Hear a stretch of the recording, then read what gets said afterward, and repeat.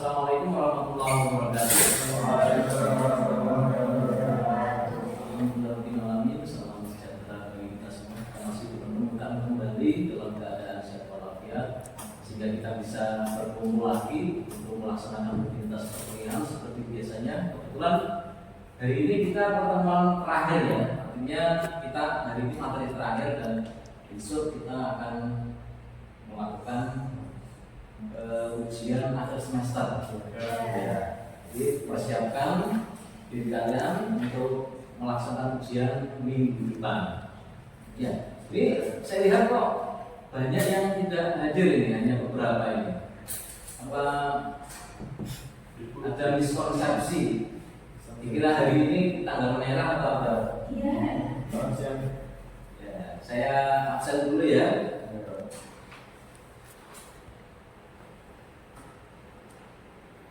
Ahmad Arlan Alfian Anissa Joveni jadi berarti ini yang lain yang tidak hadir. Tidak tahu ya kejelasannya di mana ya. Ada yang izin nggak? Tidak ada informasi. Tapi dikira tanggal merah. Oke, sebelumnya saya mau nanya ini. Tadi di jam pertama mata kuliah apa ya? Statistik. Berarti mood ini ya, hitung-hitungan ya. Ya. Oke, kita refresh dulu sebelum kita masuk ke materi. Saya ingin menunjukkan video inspiratif. Nanti coba kalian setelah melihat video ini, coba kasih komentar ya sedikit ya.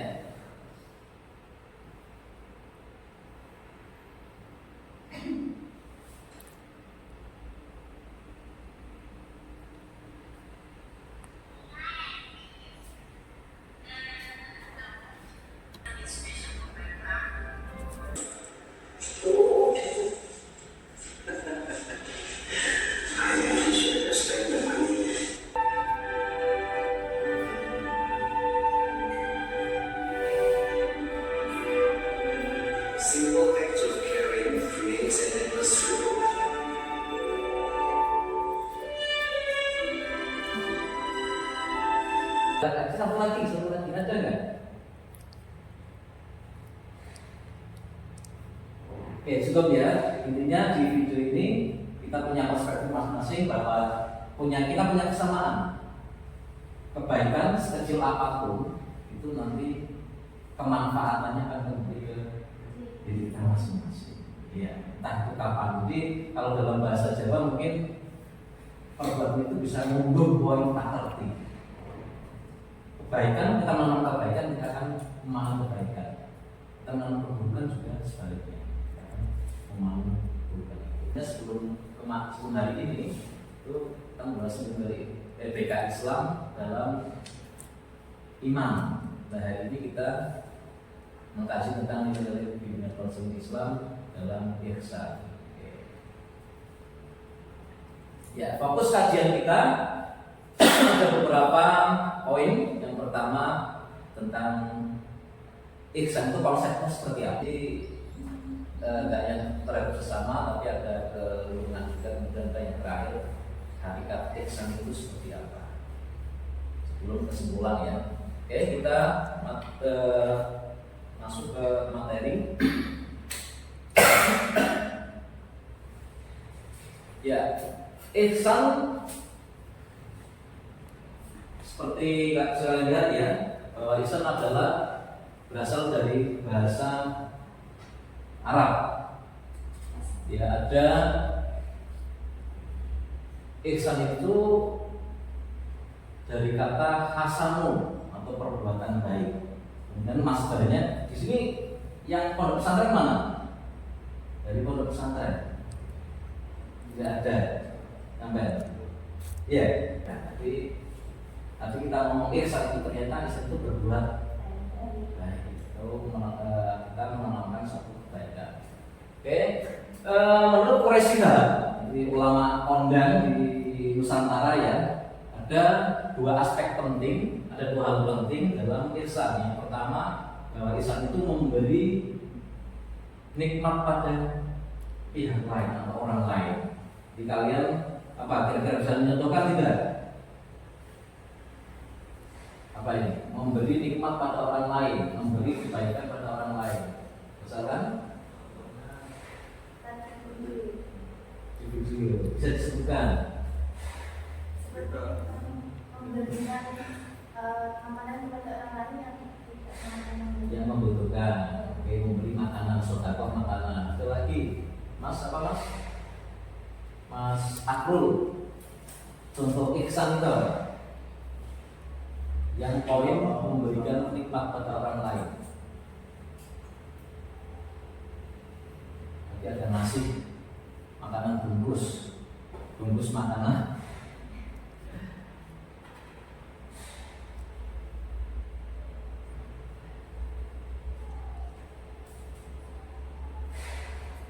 Ya, yang lain, Mas Adam. Ketika kita memiliki rezeki, kita memberikan pada yang membutuhkan berbagai rezeki. Ya, mungkin sama kalau ini bentuknya makanan spesifik. Kalau sampean itu masih rezeki yang luas, ya. Entah itu rezeki uang atau bentuk barang ya. Mbak, ada lagi satu lagi. Contoh perbuatan ihsan memberikan nikmat pada orang lain.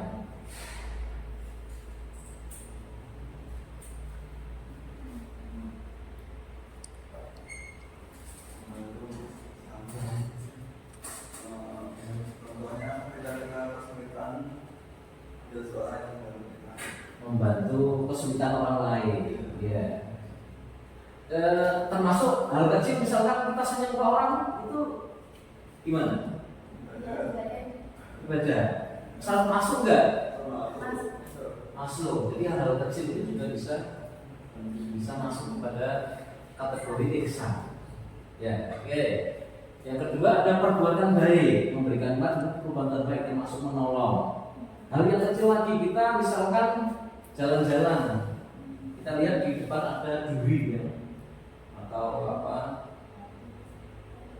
batu mungkin yang bisa membahayakan orang lain, itu bisa kita singkirkan. Itu bentuk perbuatan baik. Laku seseorang itu namanya ihsan. Jadi hubungan kita terhadap Tuhan kita, kemudian hubungan terhadap sesama, dan itu terhadap sesama itu ada dua, ada terhadap sesama makhluk dan selain makhluk yang bernyawa, sesama manusia dan ke alam sekitar juga.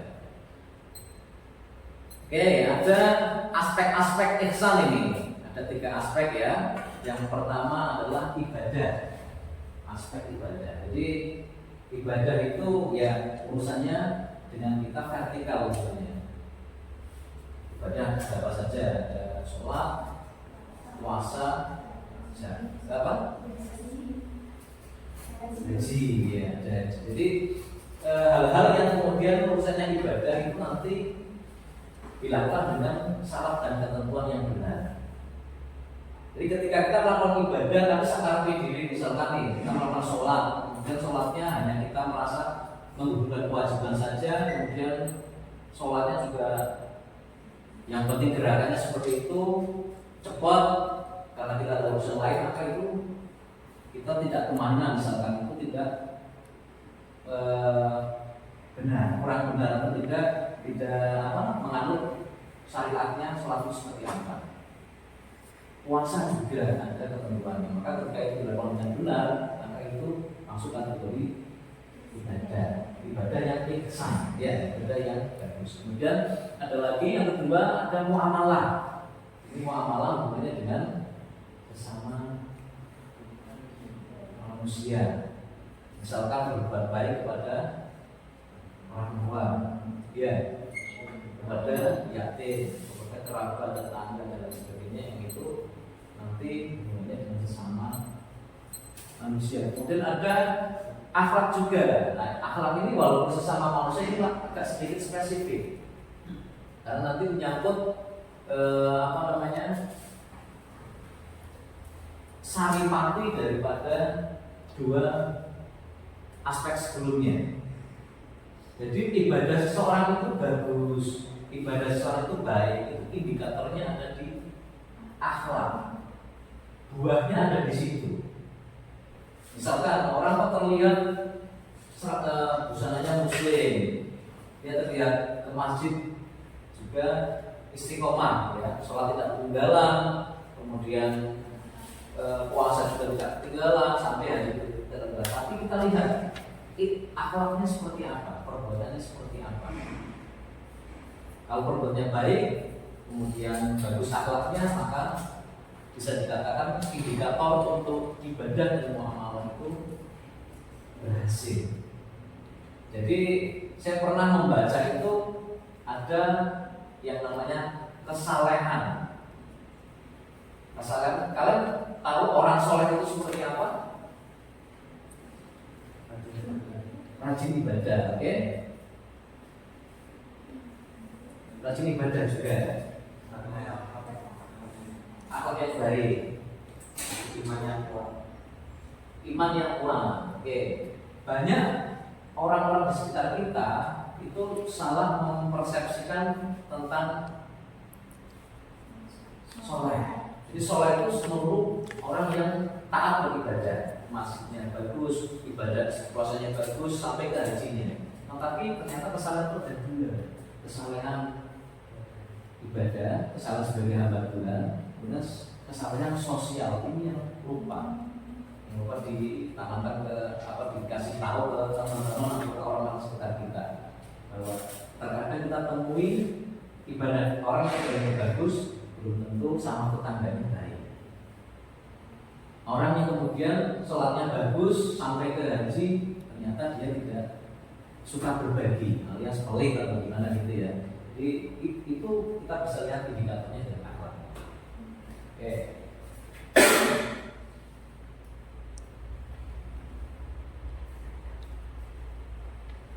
Yang ketiga, yang berikutnya ya, ada ihsan terhadap alam. Ini nulis saya tadi agak sedikit salah karena memang ini ya, apa namanya, agak belum sarapan tadi. Ya, perbuatan baik ditanyakan. Kemudian merusak alam sekitar, misalkan tidak memiliki rasa empati misalkan. Jadi logis, pemikiran yang logis, pemikiran yang realistis itu jadi dasar untuk nanti berubahnya satu tindakan. Ya, jadi ketika ada seseorang yang komunikatif, misalkan dalam hal penalaran, misalkan dalam hal berperasaan, juga nanti akan melakukan tindakan yang bisa jadi dalam form ihsan maupun bukan ihsan, perbuatan baik maupun perbuatan yang kurang baik. Kemudian ada bimbingan hidup harmoni dengan alam. Jadi pengertian pembiasaan, misalnya dari kecil membuang sampah pada tempatnya, kemudian menanam pohon dan sebagainya, itu jadi satu tindakan untuk perbuatan ihsan untuk dalam rangka mengharmonisasi hubungan manusia dengan alam. Oke, ini sepertinya mau selesai.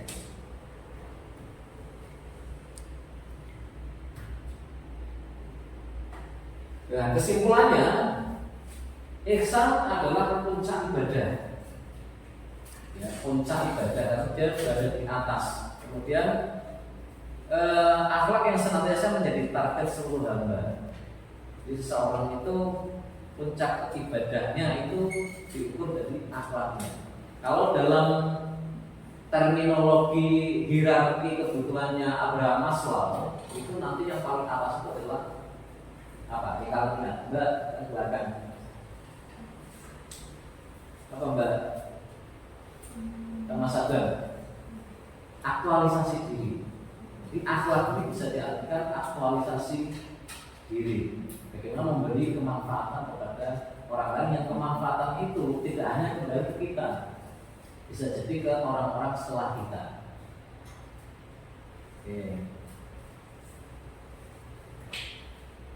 Oke, sebelum saya tutup, saya ingin memberikan beberapa angka ini. Kalau masih 1, 2, 3, 4, 5, 6, 7, 8, sepertinya pas itu.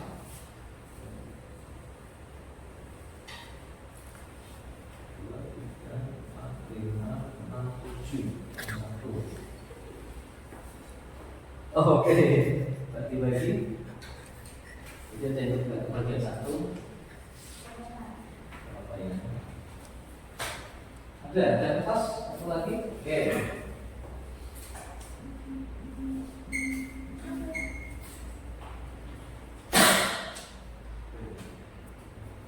Sudah pegang kertas semua? Sudah. Saya ingin kalian menuliskan aspek-aspek ibadah. Aspek-aspek ihsan ya. Jadi contoh perbuatan nyata ihsan itu seperti apa? Nanti kalian bacakan itu dan masuk ke ranah apa? Ranah ibadah, ranah akhlak maupun ranah muamalah. Berikan 3 contoh perbuatan nyata yang biasa kalian lakukan atau kalian melihat secara langsung di sekitar orang-orang. Perbuatan ihsan itu seperti apa? Kita temui dalam kehidupan sehari-hari. Oke, 5 menit ya.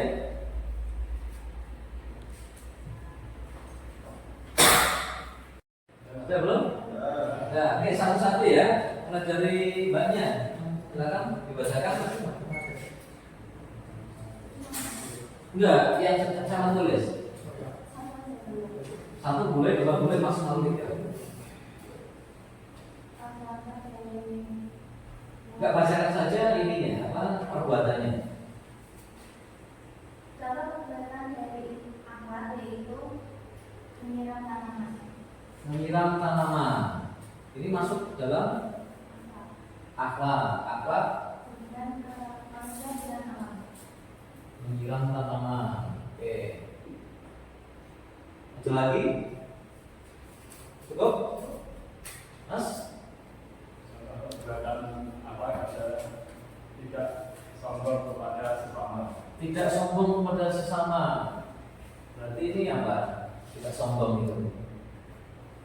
Mengenai orang itu dengan manusia.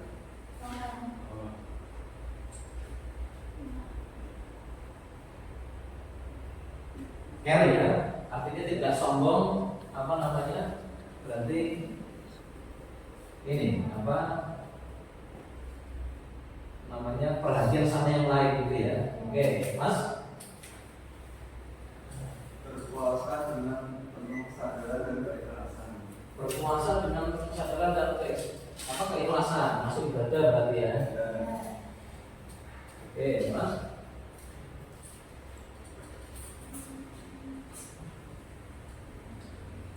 Bersikap sabar dan malam minggu. Sabar dalam malam dulu. Masuk mana ini? Akhlak.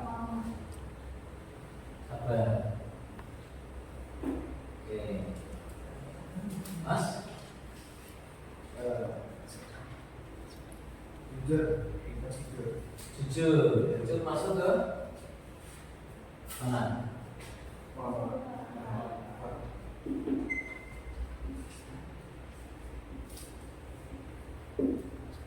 Sudah ya, sudah cukup ya. Yang lain nanti bisa kita lakukan ke pertemuan berikutnya. Ini sebagai sampel bahwa kalian sudah memahami ihsan itu rupanya seperti apa, masuk kategori apa. Oke, sampai di sini ada yang perlu kita diskusi lagi atau ada yang ditanyakan tentang terkait materi kita hari ini? Cukup ya. Oke, terima kasih atas perhatiannya. Saya akhiri pertemuan kita pada kesempatan kali ini. Semoga apa yang kita pelajari sedikit banyaknya membawa manfaat bagi kita semuanya. Sampai ketemu di minggu depan dan bersiapkan diri kalian untuk mengikuti ujian akhir semester. Ya, kita tutup bersama-sama dengan membaca alhamdulillah. Alhamdulillah. Akhirnya, wassalamualaikum warahmatullahi